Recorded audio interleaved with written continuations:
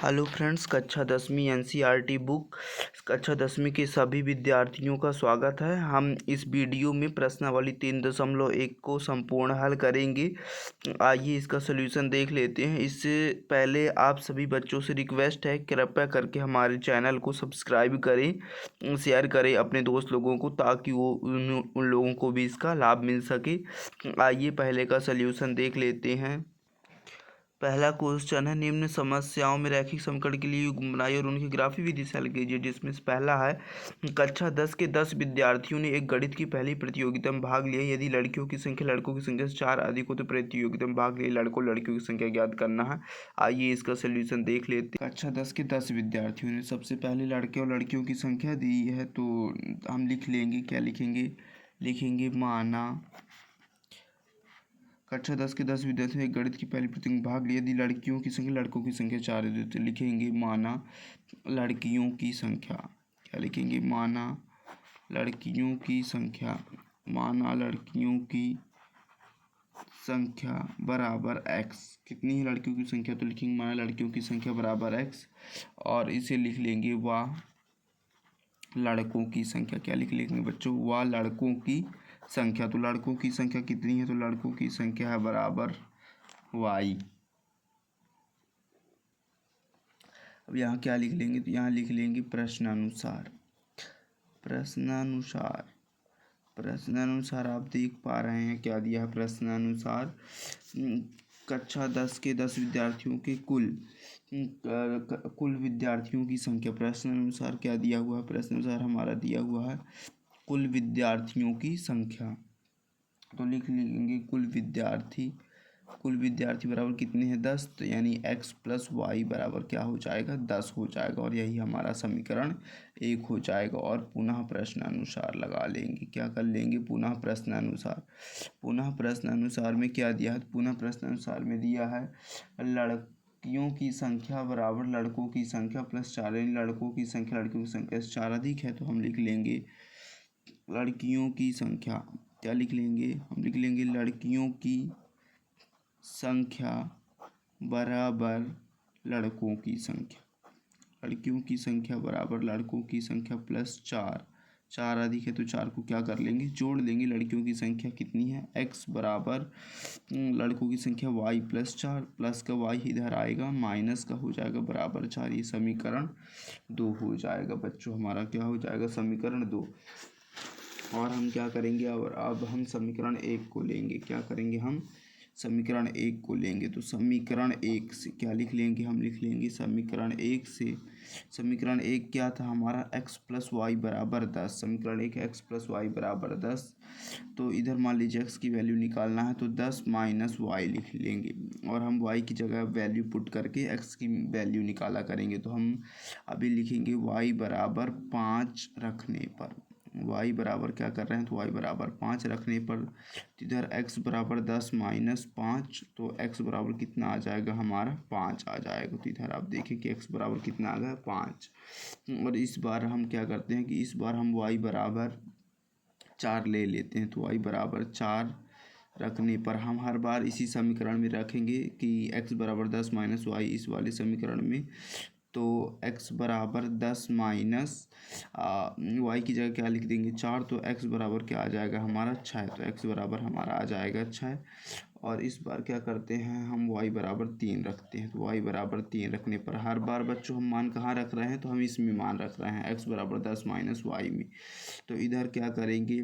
x बराबर 10 minus 3। तो x बराबर क्या हो जाएगा? 7। x बराबर हमारा 7। अब इधर आप देख पा रहे हैं कि x के 3 मान आ गए हैं, y के 3 मान आ गए हैं, यानी x यहाँ y। ऐसा एक कोष्ठक बना लेंगे x और y का। ऐसे बच्चों आप स्केल का यूज कर लीजिएगा।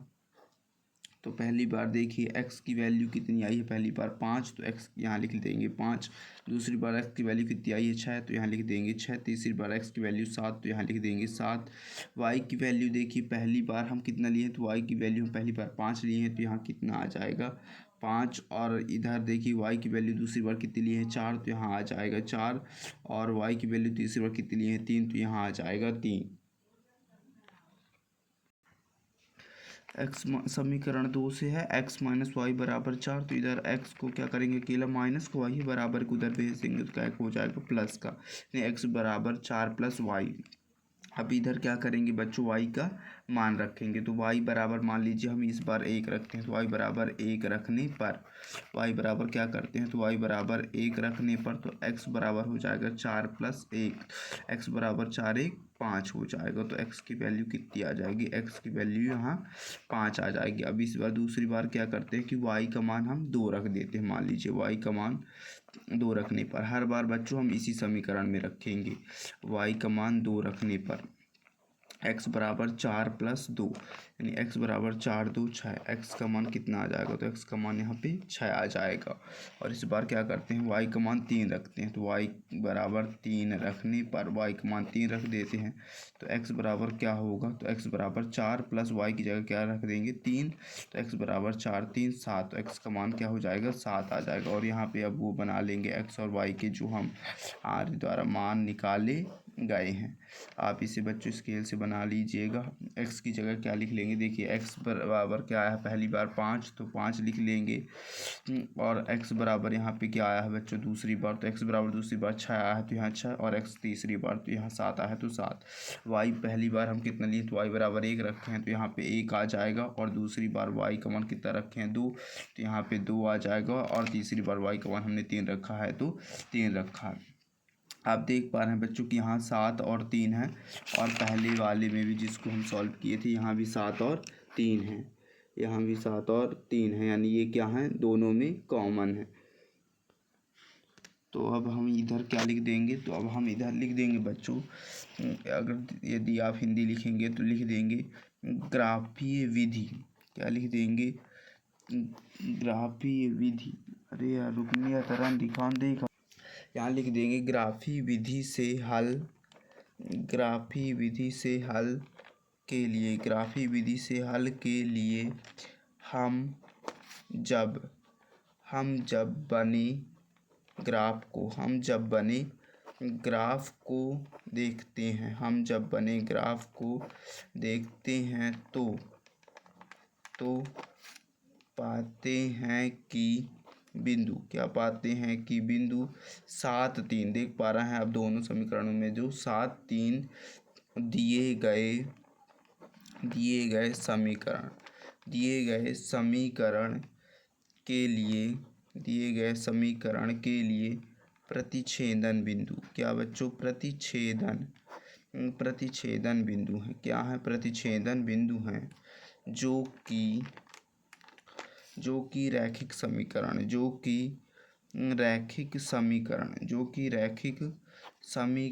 युग्म का उभयनिष्ठ, जो कि रैखिक समीकरण युग्म का उभयनिष्ठ हल है, इसलिए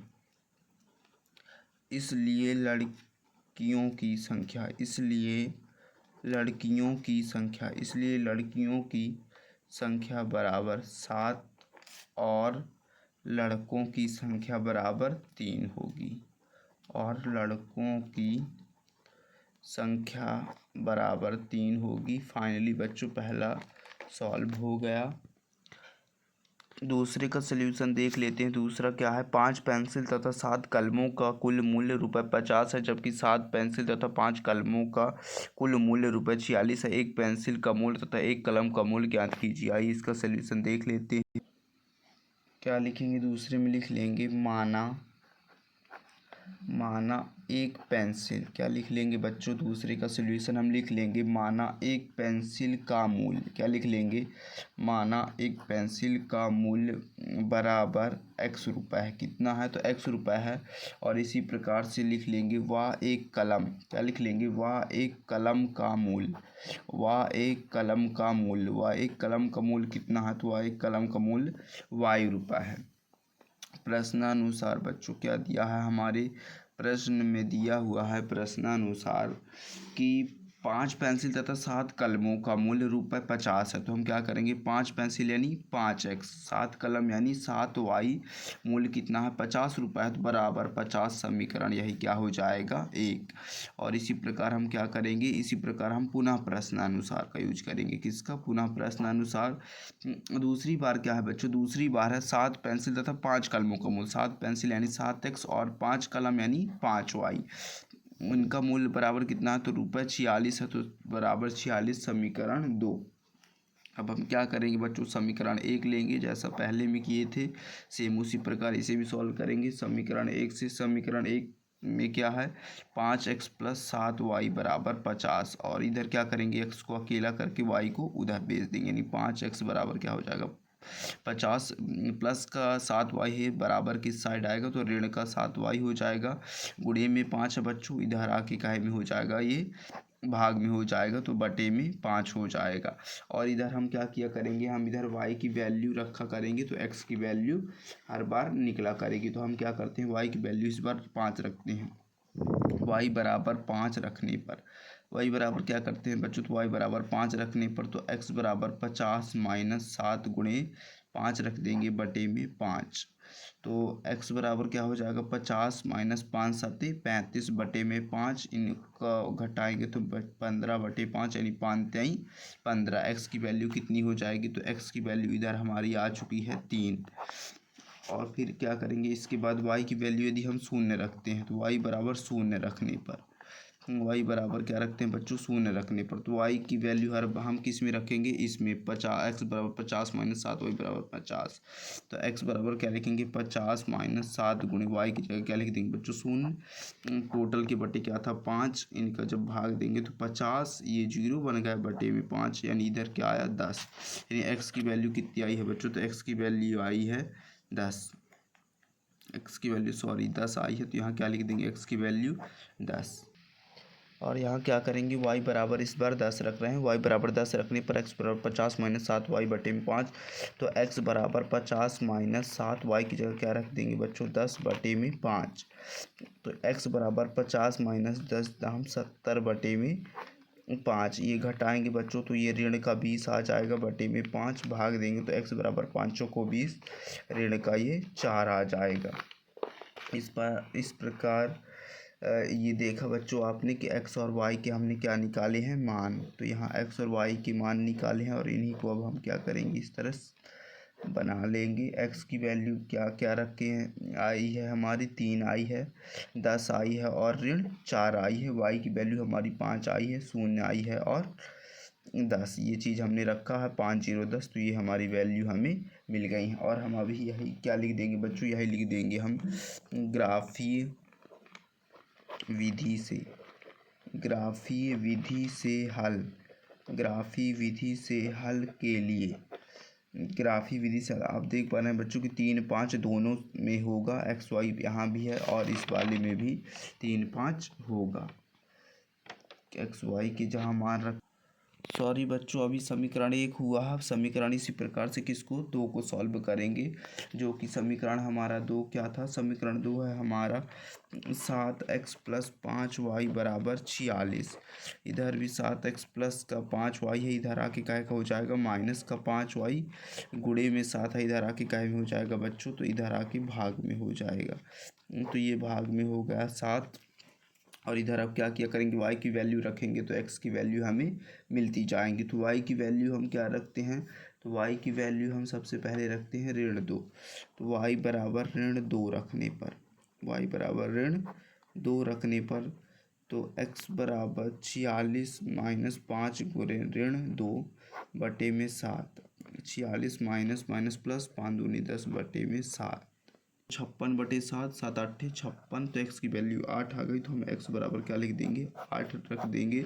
और दूसरी बार क्या करेंगे बच्चों, हम दूसरी बार y का मान 5 लेंगे, तो y बराबर लिख देंगे 5 रखने पर, y का मान 5 रख रहे हैं तो y का बराबर 5 रख रहे हैं, तो यहाँ x की वो निकालना, तो लिखेंगे x बराबर 46 माइनस 5 गुणे y की जगह क्या रखना है 5 बटे में क्या है 7, तो x बराबर 46 माइनस 5 हम 25 बटे में 7, इनका वो कर देंगे तो 6 में 5 घटाएंगे, घटा देंगे, 4 में 2 घटाएंगे तो बटे में 7। x बराबर 7 त्रिक 21 तो x का मान कितना आ जाएगा 3 आ जाएगा। और एक बार और इधर रख देंगे बच्चों, तो y बराबर क्या रख देंगे, इस बार y का मान 12 ले रख रहे हैं तो y बराबर 12 रखने पर y बराबर क्या कर देंगे 12 रखने पर तो x बराबर 46 माइनस 5 गुणे y की जगह क्या रख देंगे बच्चों 12 बटे में क्या था हमारा 7 था, तो x बराबर 46 माइनस 12 पंचे 60 बटे में 7।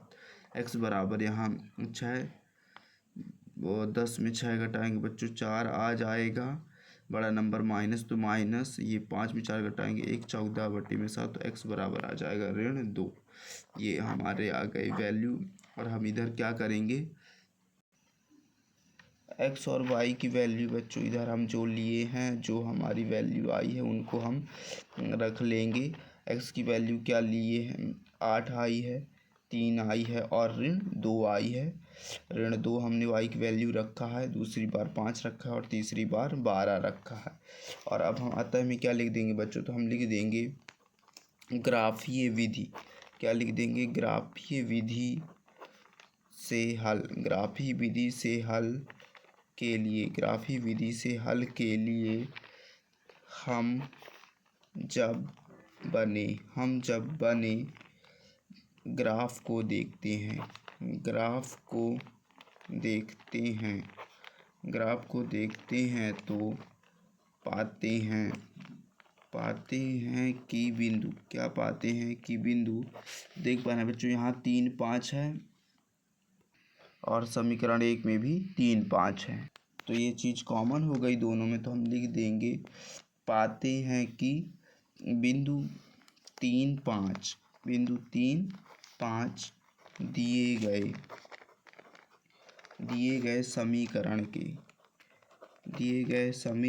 के लिए प्रतिच्छेदन बिंदु है। क्या है, प्रतिच्छेदन बिंदु हैं जो कि रैखिक समीकरण युग्म का उभयनिष्ठ हल है, जो कि रैखिक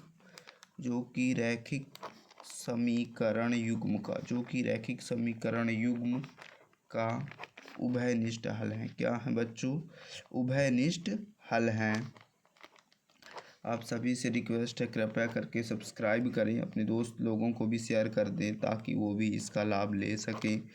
इसलिए एक पेंसिल का मूल्य कितना होगा, इसलिए एक पेंसिल का मूल्य कितना होगा बच्चों 3 रुपये, इसलिए एक पेंसिल का मूल्य 3 रुपये होगा। व एक कलम का मूल्य कितना होगा बच्चों, तो एक कलम का मूल्य कितना हो जाएगा, तो इस प्रकार एक कलम का मूल्य 5 रुपये हो जाएगा। फाइनली ये भी हमारा